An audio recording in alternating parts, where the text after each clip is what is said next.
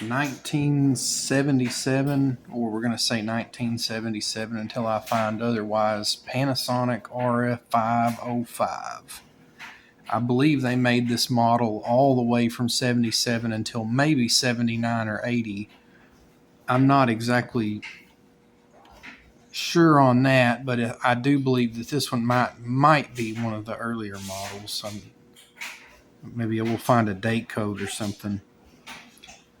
I actually sought this out very specifically on eBay. I bought several lots of these radios to fix, and I didn't exactly care what radios were in them.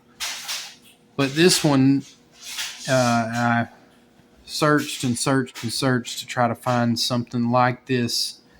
I'm going to repair this and give it to my father-in-law as a gift, as a surprise to him. He knows I've been fixing radios lately, and he said he had like a Panasonic when he was a teenager, and that this would have been exactly at that time period. So this one also, I wanted something that was new but not too new. This has silicon transistors.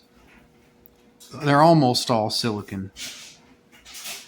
I like the nice dial so that you can see what station you're on. It's big, it's easier to see. It doesn't have a dial cord. It's a nice size radio, so it's not too terribly hard to work on, but it's not too big. It's got a headphone jack. It's in pretty darn good shape. I mean, it's clean as can be. It has a little crack in the glass here. And then this is kind of a scuff that may actually even clean up. I don't know. But it's not the usual Hong Kong stuff. Now, one thing that did surprise me, when I bid on this on eBay, I was sure it was made in Japan. And radiomuseum.org shows it to be made in Japan, but this one was not made in Japan. It was made in Taiwan by Matsushita Panasonic. I didn't know. I had to look this up because I was a little confused about this. That Panasonic they actually had their own manufacturing plant in Taiwan. As a matter of fact, it opened in 1961.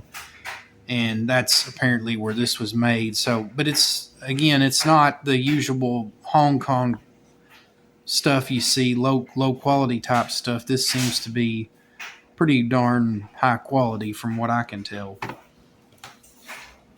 And also another thing, I wanted something that he could kind of like use, and it would be more practical.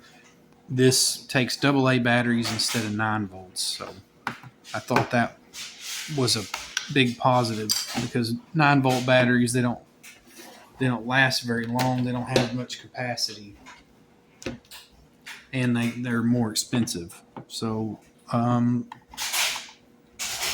did take a peek inside of this when it came in the mail. It's kind of been sitting on my desk for a little while, so I looked at it for just a couple of seconds before I put the screws back in. I have not powered it on. The listings, they said that it was fully operational, so I guess that's a good sign if that turns out to be true. That would be awesome. I guess if that turns out to be true, then theoretically this will be more of a restoration. We'll just clean everything up and we'll replace the electrolytics and be good to go if that turns out to be true. And this is AM FM. I didn't say that before. I think they made one that was the very similar chassis. At least the outside looked very, very similar, but it was an AM only. But this one does have FM. When you look in here, you can see what appears to me very, good quality, a lot of attention to detail. If you look at some of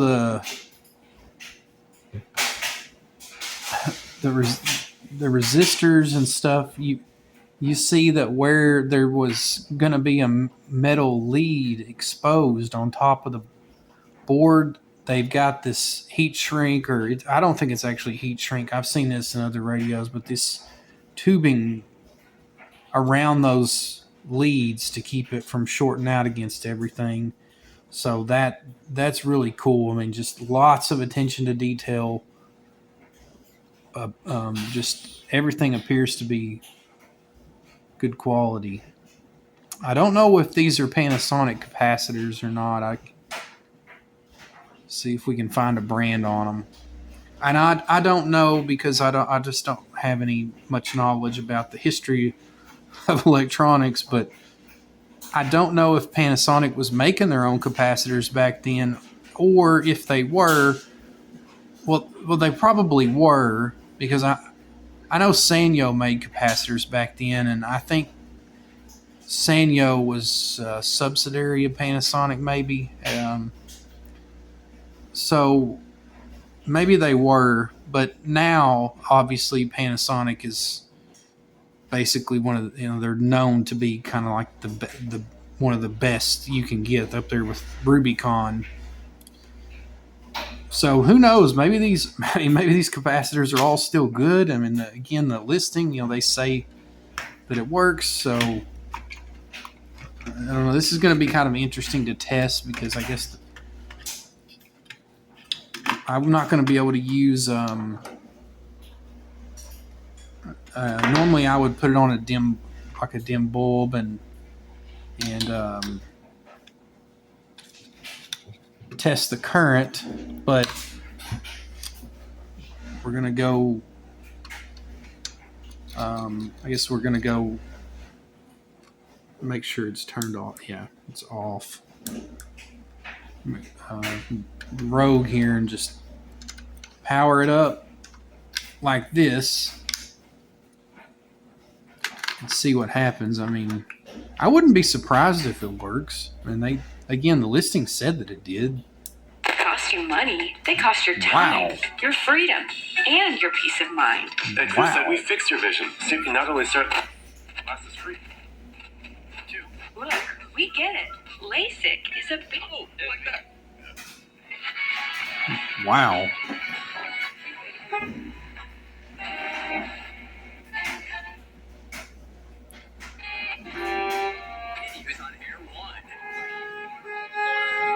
Take down the dip.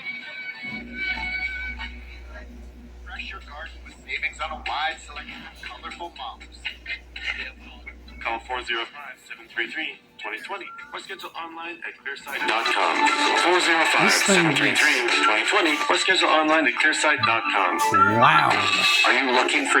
Like loud. I mean, I went to the... That would eat a set of batteries up pretty quick if you really did turn it up that loud. But the fact that that's loud. I know that's not going to come through on the video compression and audio codecs and things being what they are, but as if your teeth loud. are failing, the answer isn't more dental work. It's a brand new I can't believe that. Implants are a permanent solution. They're fixed securely. All right, let's try it on AM, because you never know. Maybe it doesn't work on AM. Right? That's...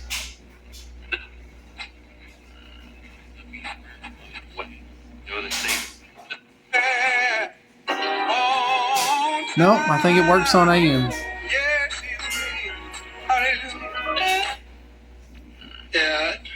And the reception on this, I can already tell this thing is... Surviving life with a friend outside. If a friendship is about give and take, I want to give. I'm like to take. I don't want to lose. I don't want to...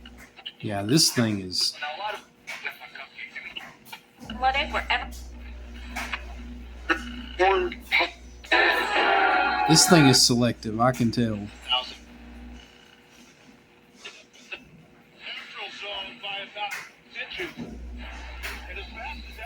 And there's normally a sports station that I can get. That some of that noise is the dryer that's running that that my wife turns on every time I want to make a YouTube video. Yeah, the sports station normally is blaring and it's not as strong. So that I might have to check that out. Or not to buy this. I'm not cheap. But everything I can see so far, man, this thing is making sure the batteries aren't getting warm. Let's make sure nothing's getting hot in here, since we can't dim bulb it. Making sure no transistors are getting hot. Anything like that. Man, this thing is... Yeah, I'm pretty impressed. I'm gonna have to study. I couldn't find a schematic, so... But I'm guessing it has 2 IFs for the AM and 2 for the FM. I'd like to know the answer to all that stuff. We've got 2 nice audio transformers, and then they've even got model numbers on the transformers. I mean, this is just such a big contrast to those Hong Kong radios I've worked on, where you don't even get numbers on the transistors or any. A lot of times the disc capacitors aren't labeled, and these are very clearly labeled.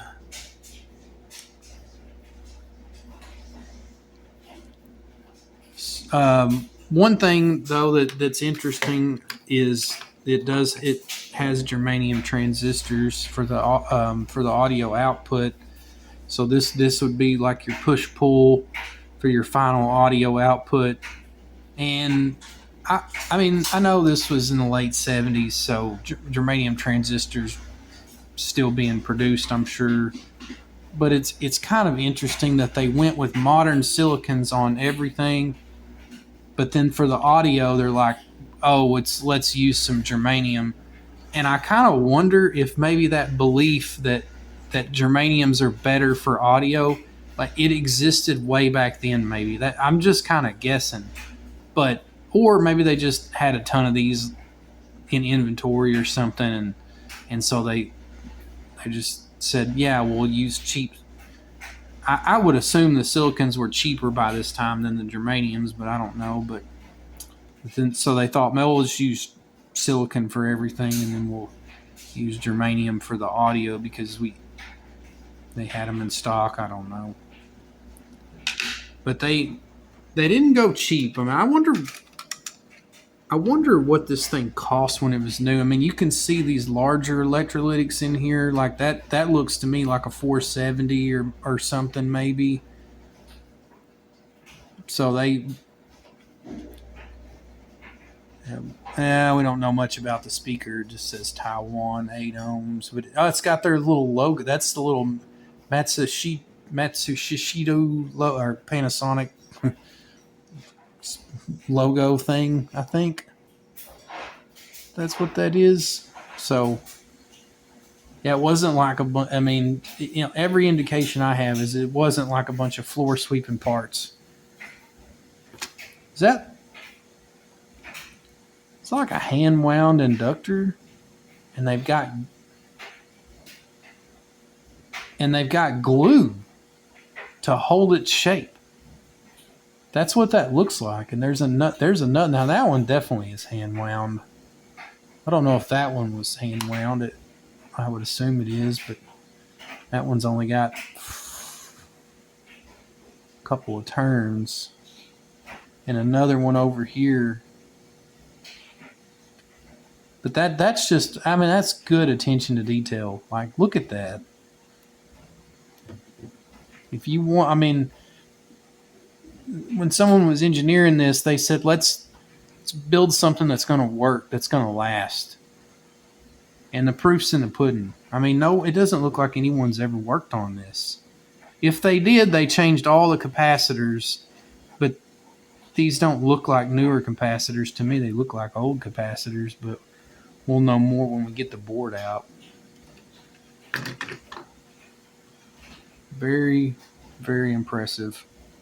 So okay, well, I guess there's two things I want to do. I want to get the board out, and then again, we'll go ahead and replace all these capacitors. I mean, the radio's obviously functioning quite well, but those capacitors are at least 45, 50 years old. So even if they are good, they're not going to be very good. So I think we'll replace the capacitors and get it good to go again on that front. And then the AM, I'm a little bit worried because that one sports station, man, it's normally blaring. It's normally like the one that I can always pick up, and it's not picking that one up very well. And so I wonder about the AM, but I need to start writing down all the frequencies that the different stations are on around here.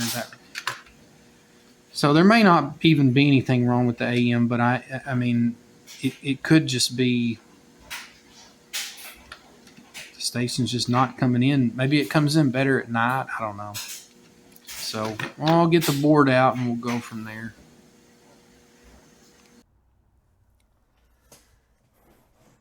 Thought I would give a little close up here of what it kind of looks like when I'm soldering or desoldering. I mean, in this case, so I sometimes figuring out where the components at is kind of tricky. This one, I'm pretty sure this is the capacitor that I'm going for. So I've got a tube of cheap flux here.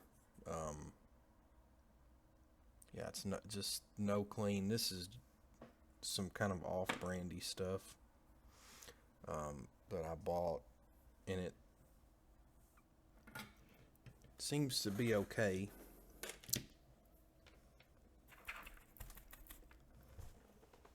So I'm going to get my iron ready here. I guess I should have had all this stuff ready.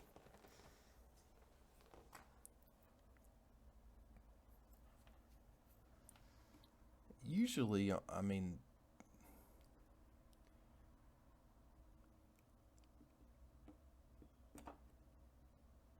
usually the solder comes up pretty easy on these because it does, I mean, for one thing, I haven't found any that where it seems like it has lead in it.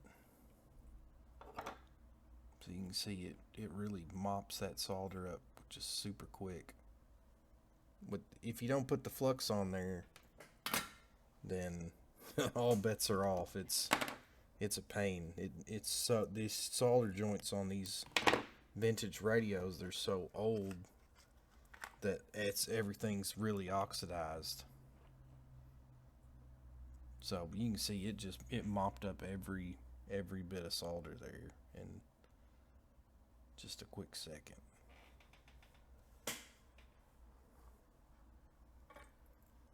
And I've got my heat on 350 because I want to try to keep from damaging any pads or anything. Well, there, I kind of got into the wrong pad there, but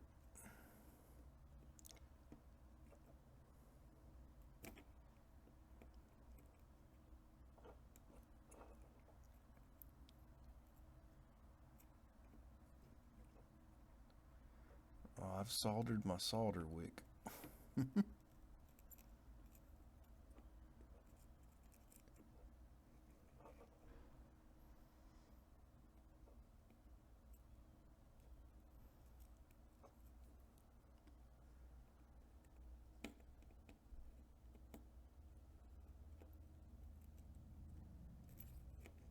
There we go.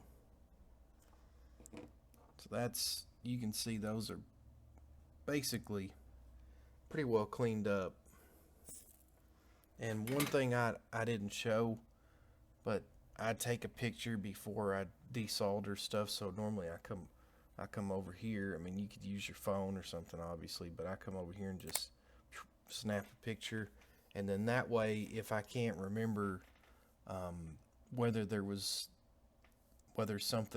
it was connected or which legs were tied together. I mean, this one, everything is pretty easy to see, and there's not too many like unused holes and things like that. But on some of the cheaper radios I've worked on, you'll have some of these joints will actually they'll be bridged across the traces, or you'll have a leg that kind of comes up and goes over to another trace, or you'll have holes in the traces, but there's not actually a component that goes there. Things just all kinds of things like that. And so if you take a picture beforehand, it helps a lot.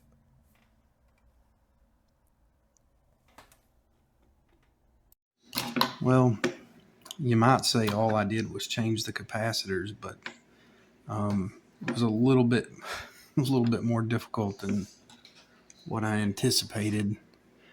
So this thing actually does have a dial cord, and it's pretty simple. It's just there's the flywheel or the pulley on this dial that turns this dial, and then the one that you turn with your fingers, which is here.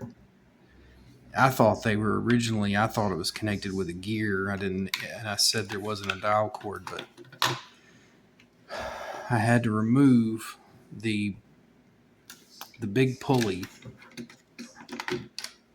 the one that's for this, because I needed to get to solder joints that were just under the edge of it. And I didn't want to melt that gear. So yeah, I spent a couple hours at least trying to get the dial cord back. So it was my first dial cord that I ever successfully got back, and it was really, really difficult because it had to be, in order to work, it had to be guitar string tight. And it's just, those two pulleys are so close together, there's just no room to work with your fingers, and it was just a nightmare. So I got that. Other issue is there's this radio. It's so nice. They have these posts like down here where the hot connects. They've got these posts. There's one for the negative. Well, all I did was just unsolder the negative because the wires are so short here. I couldn't change all the capacitors with that connected. And I don't know if it was just age or what, but the trace on that post on the other side of the board, the trace lifted and then snapped. And so I need to get some trace repair stuff. I have a pretty good electronic components collection, but I don't have any trace repair stuff. So I ended up super gluing the trace back down, and then where it had split, I solder bridged it over because this stuff doesn't have any solder mask on it, so you can just solder right on top of the traces. So, but just looking at some other things that make this radio super nice, they've got strain relief down here for the power wires. It's like so cool that they just, again, the attention to detail is just overwhelming. This antenna wire, it actually has a little round connector, so you don't have to unsolder anything when you take it off. Another thing I noticed is I'm pretty sure every single capacitor, the negative is this side. So every one of them, it's anode, cathode. They're all lined up. I don't think I've ever seen anything like that. So if you were working in the factory, you would know which way the capacitors go anywhere in this radio without looking at anything, because the cathode's always on the right side. Now here's all the capacitors I changed, plus this one. This one and it's supposed to be a 470. So it's showing 832, but the ESR, it shows the ESR is okay, but most of them, the ESR was pretty high, but not crazy high. I guess I'll test one more. I tested them all as I was taking them out, but none of them were way bad, but they were all a little bit bad. Mostly just ESR was pretty far outside of specs. But that one, I don't know. That one showed to have perfect ESR, but I guess this just goes to show you how long a quality capacitor will really last. I mean, yeah, that one's not too bad, but what is that one? It's a 66, but it's not obviously. Yeah, it's supposed to be a 47, but a lot of them that I checked, the ESR is about 2 or 3 ohms on most of them. So they're bad, but it wasn't really affecting the functionality of it too bad. So that again is pretty amazing when you use like good quality electrolytics, how long they can last, because this is 50 years almost. And I replaced them. They're almost all Panasonics. I actually made a specific order from Mouser so that I could make sure that I had Panasonics to put back in it. Normally I kind of buy whatever the best brand I can get for the money, so I already had some Panasonics, but I had a lot of Rubicons, and a couple of these I think are Rubicons, and there's one that's like a Kemet or something, but they're mostly like all Panasonics. I put them back just for nostalgia purposes, if nothing else.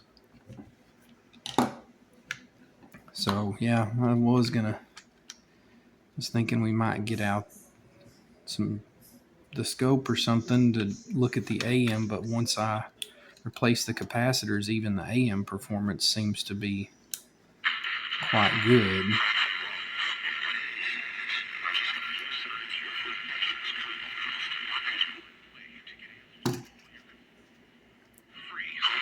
From Groundworks, we put water back in its place. What are spaces that I can record in? Can I record in a hallway? Can I not record? Personal touch. Balls with our football. People being thrown out of cannons. Are you familiar with media channels? Yeah, very. Yeah. Are you, buddy? Tell me your friend. It's dry. To support us.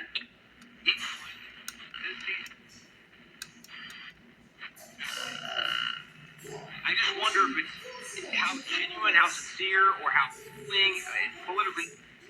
They're trying to find their way back home. I mean, this That's thing just one of the shows greenlit by Angel Guild members. So not only this thing just really picks up station. It's just incredible, the audio quality and how selective it is. And one of the other great things is that the tuner, it's the ratio is pretty good. It's not super sensitive.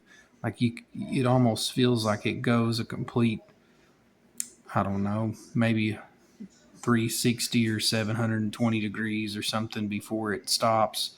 So maybe 360 in each direction. I'm not exactly sure. Maybe 200 and something degrees.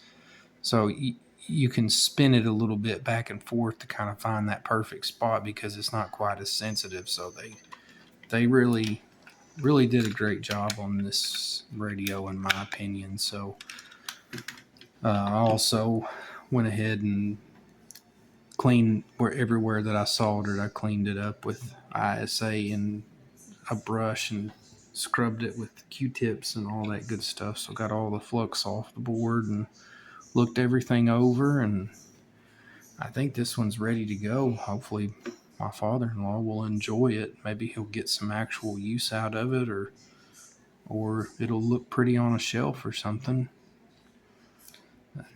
This was absolute pleasure to work on. I'm almost sad that it didn't have something broke, that it would have been a little bit more challenging, but it just again, just a testament to how well they made this stuff back then and how serviceable it was. We'll see you in the next one.